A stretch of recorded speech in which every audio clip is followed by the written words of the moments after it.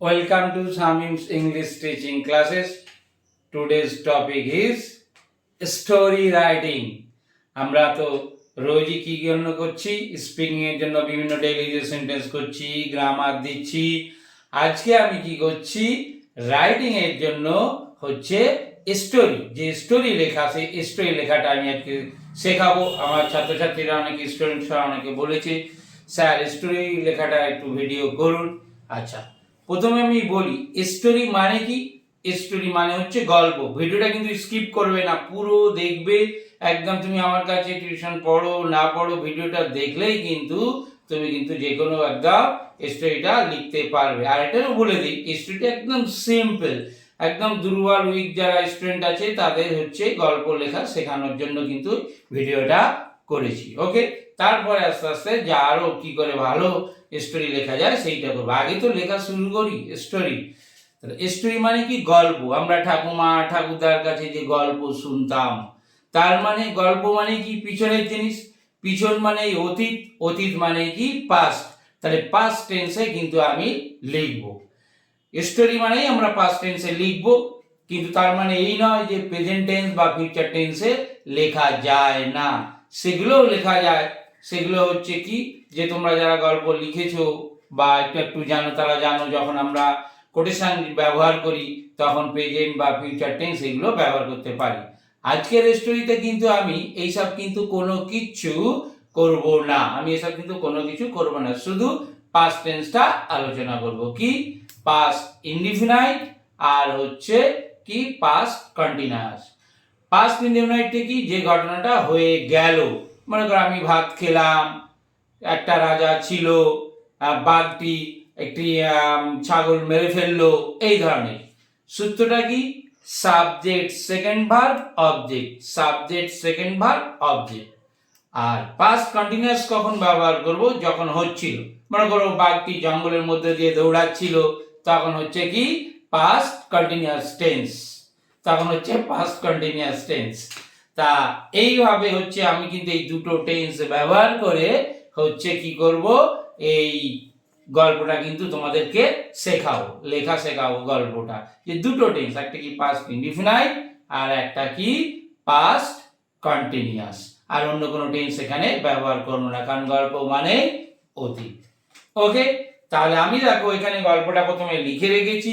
তার প্রথমে আমি বাংলা সেন্টেন্স গুলো বলছি মুখে মুখে বলে, এইবার তোমাদেরকে বুঝিয়ে দিচ্ছি কিভাবে লিখবো। যেমন দেখো প্রথমে লিখেছি যে আমরা বলি once two cats were roaming in search of food. আচ্ছা, এটা হচ্ছে গল্পটা কিসের সেটা আগে বলে নেই। টু ফুলিশ ক্যাটস মানে দুটো বোকা বিড়াল, আর হচ্ছে অ্যান্ড আ ক্লেভার মাঙ্কি, একটা চালাক হচ্ছে বাঁদর।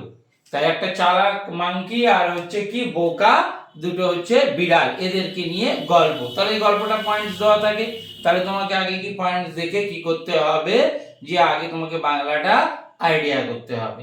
যেমন প্রথমে আমরা করেছি, এখানে আমি যেটা ইংলিশটা লিখেছি ওয়ান্স, ওয়ান্স মানে কি একদা, কোনো এক সময়।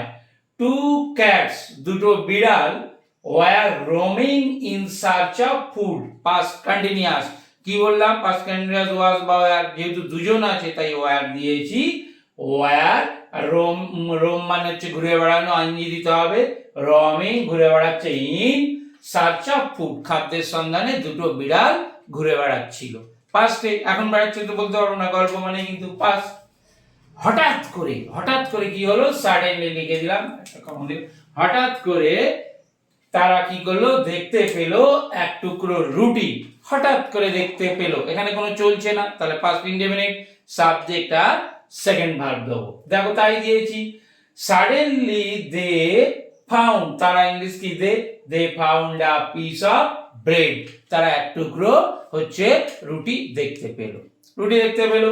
আচ্ছা, দেখার পরে কি হলো, দেখার পর হচ্ছে তার আগে একটা লাইন আমি লিখে দিয়েছি, তারা হচ্ছে কি কেন খাওয়াটা খুঁজছিল, যে তারা খুব ক্ষুধার্ত ছিল। Very easy, they were hungry, they were hungry, were মানে ছিল, যেহেতু একের বেশি তাই জন্য হচ্ছে ওয়ার। সো তাই কি করলো, তারা হচ্ছে ওইটার জন্য মারপিট করলো, দুজনাই যেহেতু হাংরি, কে নেবে ওটা, দে আর ফাইটিং ওভার ইট, তারা মারপিট করছিল ওইটার জন্য। Continuous, first continuous, they are fighting over it, ওইটার জন্য হচ্ছে কি তারা ফাইটিং করছিল। পাস্ট কন্টিনিউয়াস, যখনই বাংলাটা ভাববে শুধু এটা ভাববে এটা পাস্ট ইনডিফিনাইট দেবো না পাস্ট কন্টিনিউয়াস দেবো, আর কোনো টেন্স ভাববে না স্টোরি লেখার সময়। যদি চলছিল বোঝালে পাস্ট কন্টিনিউয়াস, যদি না চলা বোঝায় পাস্ট ইনডিফিনাইট। তাহলে ফাইটিং চলছিল ওই সময়, অ্যাট দ্যাট টাইম, ওই সময় কি বলবো, at that time a monkey was passing by, একটা বাঁদর ওখান দিয়ে যাচ্ছিল। সারাবার গল্পটা শুনছে ভিডিও করতে করতে, একটা বাঁদর ওখান। আচ্ছা, তাহলে আমরা এবার আলোচনা করছি যে হচ্ছে কি, যে না ওখান দিয়ে একটা মাঙ্কি যাচ্ছিল। তাহলে আ মাঙ্কি ওয়াজ পাসিং বাই, তাহলে ওখান দিয়ে যাচ্ছিল। এবার সে দেখতে পেলো, সে কি দেখলো, যে না হচ্ছে বিড়ালগুলো মারপিট করছে। দেখো দেখা ইংলিশ কি সি, তার সেকেন্ড ভার্ব দেবো, তাহলে দেখতে পেলো, এটা কোনো কন্টিনিউয়াস না।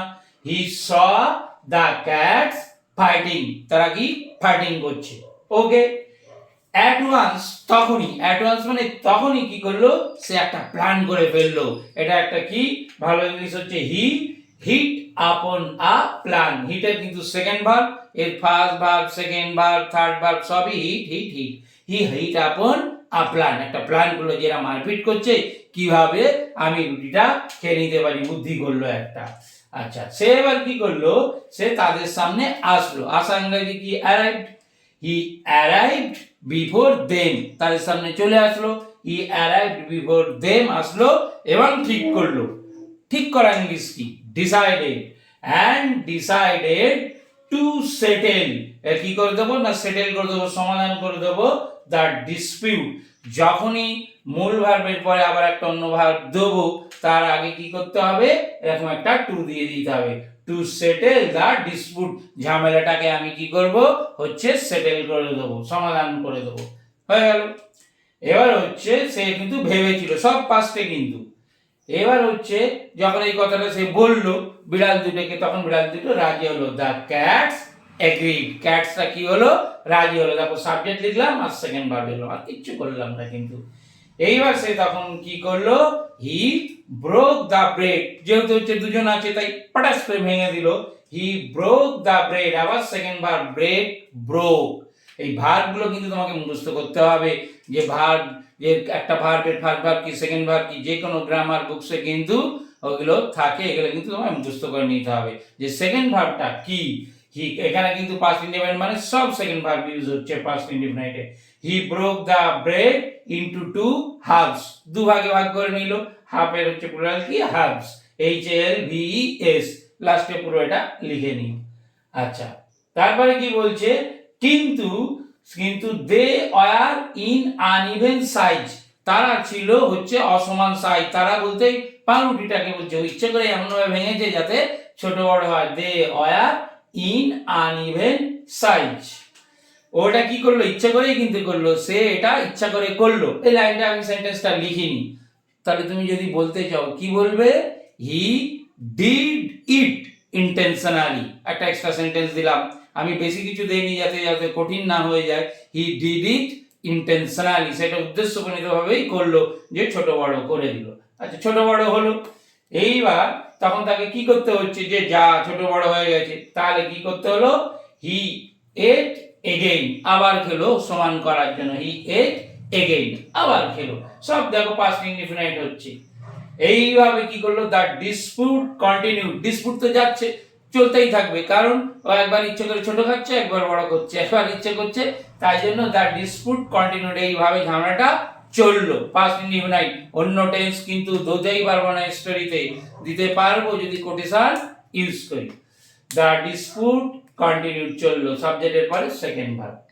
দাস, এইভাবে দ্য মাঙ্কি এট, খেয়ে নিল, second verb, both the pieces of bread, দুটো টুকরোই কিন্তু এরকম করতে করতে খেয়ে নিল। এই ছোট হয়ে গেল, বড় হয়ে গেল, পাস্ট ইনডিফিনাইট। দেখো শুধু কি দিয়েছি, সেকেন্ড ভার্ব। যে তাহলে তোমাকে আগে কি করতে হবে, বাংলাটা একটু ভাবতে হবে, ভেবেই সেন্টেন্সটা এইভাবে লিখে ফেলতে হবে।